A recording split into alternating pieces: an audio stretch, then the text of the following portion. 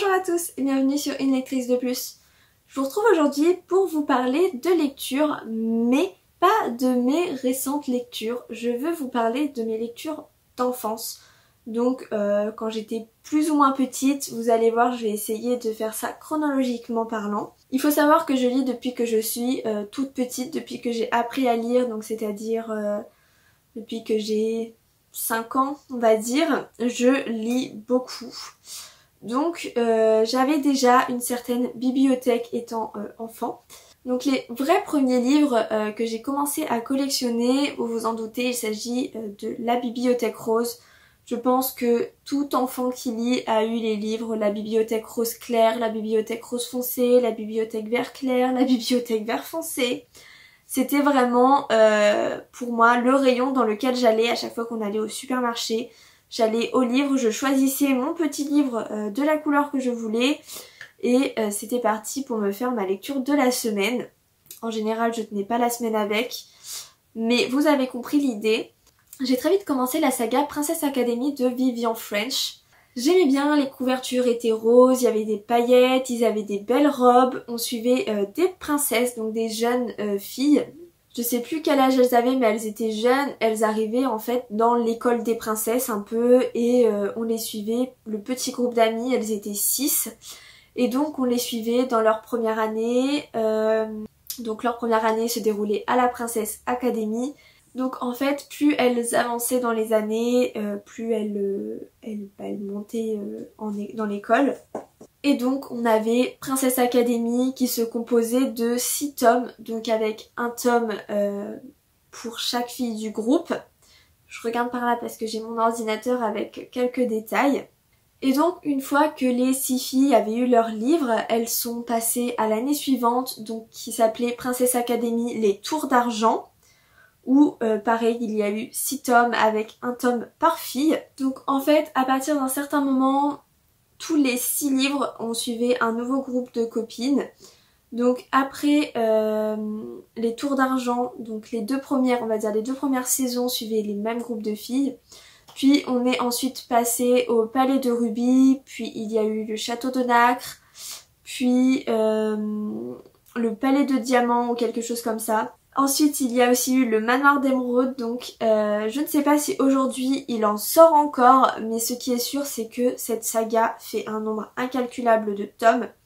Je crois que personnellement je m'étais arrêtée au tome 41, 42 peut-être, quelque chose comme ça. J'étais allée quand même vachement loin et même quand c'était plus vraiment de mon âge, j'ai continué parce que j'adorais ces petits livres. Donc il y avait quand même pas mal de romans que j'ai tous revendus et franchement je regrette aujourd'hui, j'aimerais trop les revoir et les redécouvrir. Donc dans un premier temps j'ai été fan de princesses. Je suis ensuite passée sur des lectures pour les un peu plus grands, donc c'était toujours de La Bibliothèque Rose mais il me semble que c'était rose foncé. Donc c'était L'Étalon Noir de Walter Farley. Pour L'Étalon Noir, j'ai lu les 5 premiers tomes. Je ne sais pas vraiment pourquoi je me suis arrêtée. Peut-être que j'avais grandi et que du coup j'étais passée sur des livres pas plus adultes mais plus jeunesse, plus adolescent. On suit un jeune homme qui va subir un naufrage dans lequel, dans le bateau, il y avait un cheval et il va être sauvé par ce fameux cheval. Et il va s'installer une vraie relation entre deux et donc on va suivre justement cette relation, leur évolution entre cavaliers. Lui ne montait pas à cheval, il va tout découvrir. Et j'avais trouvé cette histoire vraiment touchante. Pareil, j'aimerais bien les relire aujourd'hui même si je les ai plus du tout. Mais je me souviens que c'était toujours très agréable de retrouver ces 2 personnages, donc de très bons souvenirs. Comme vous l'aurez compris, je suis passée fan de chevaux, j'ai monté à cheval, je pense à peu près à cette période, j'ai commencé à monter à cheval. Donc j'ai continué mes lectures dans ce thème en lisant Les Secrets du Poney Club de Stacey Gregg. Donc il y a 12 tomes, je les ai tous lus. Je les ai tous revendus, donc sauf le tome 2 que j'ai juste ici parce qu'il est dédicacé, des amis me l'avaient offert, donc du coup je le revends pas, ça me paraît normal. Donc dans cette saga, on suit une jeune fille qui monte à cheval souvent avec ses copines, qui a un peu son poney préféré.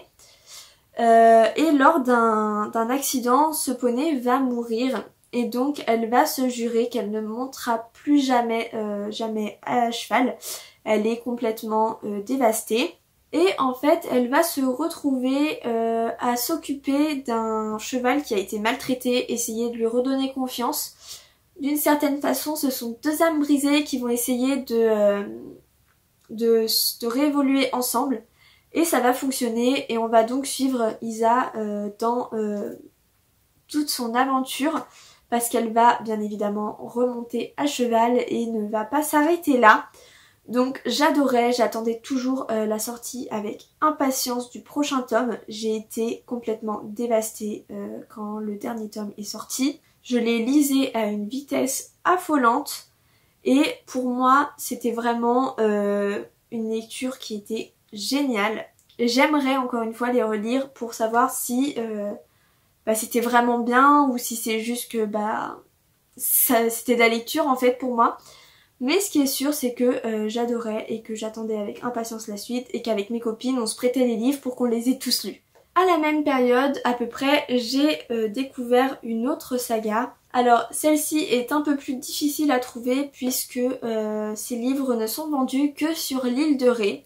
Donc il s'agit du clan des Bords de Soule. Donc là c'est le tome 10, c'est le seul qui me reste parce que il a été dédicacé par l'auteur quand j'ai été sur l'île de Ré à ce moment-là. C'était en 2012. Donc j'avais 11 ans. Je crois que c'est le premier que j'ai acheté et que c'est avec celui-ci que j'ai ensuite continué la collection. Donc ce sont des petites enquêtes. On suit les Bords de Soule, donc qui sont une famille de plusieurs, ce sont des cousins-cousines il me semble, qui vont en vacances sur l'île de Ré. Et qui découvrent un petit peu l'île de Ré au fur et à mesure avec ses légendes, avec ses mythes, avec un peu ses traditions. Et donc chaque livre, on les voit mener une enquête par rapport à quelque chose qui s'est passé. Donc ils peuvent être lus séparément, c'est pour ça que par exemple moi j'ai commencé avec le tome 10, donc le secret des ânes en culotte, parce que là-bas on a des ânes en culotte partout. Et j'avais tellement apprécié que j'en ai acheté plusieurs autres après, je les ai également revendus. Mais ce sont des petits livres très sympas qui se lisent à partir de 8 ans. Ils sont écrits par Francis Bergeron. Et c'est super cool à lire quand en plus on est en vacances là-bas.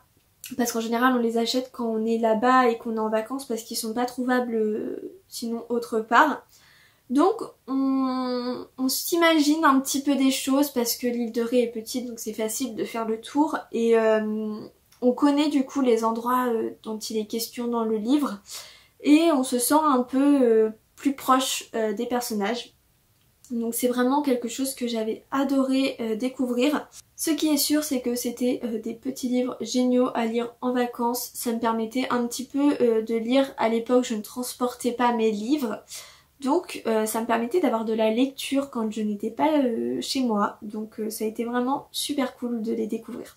Enfin, je ne saurais plus dire à quelle époque j'ai commencé à lire ce recueil. Donc il s'agit de Princesse Magique de Nicolas Baxter. Donc j'adore, la couverture est trop jolie. Je l'ai encore parce que je n'arrive pas à m'en séparer tout simplement. C'est un recueil de plusieurs petits contes où on a des princesses, des fées, de la magie. Enfin, typique qui plaît aux enfants. Et ça fait longtemps que je l'ai pas fait, mais il m'arrive régulièrement de le relire. Ça se lit très rapidement évidemment vu que c'est pour les petits. Mais c'est quelque chose que j'aimais lire et qui me permettait de voyager très facilement. Donc encore une lecture de quand j'étais petite. Et on remarquera que toutes les lectures que j'ai faites étant petite étaient des bonnes lectures. Je ne me souviens pas avoir détesté ou être déçue d'une lecture de quand j'étais petite. Donc c'est hyper cool. Toi aussi n'hésite pas à me dire quelles étaient tes lectures d'enfance que tu lisais quand tu étais plus jeune ou si tu ne lisais pas tout simplement. Je veux savoir tout ça dans les commentaires. N'hésite pas à t'abonner si tu ne l'as pas encore fait, à liker cette vidéo, à la partager parce que ça fait trop plaisir. Et moi je te dis à bientôt dans une nouvelle vidéo.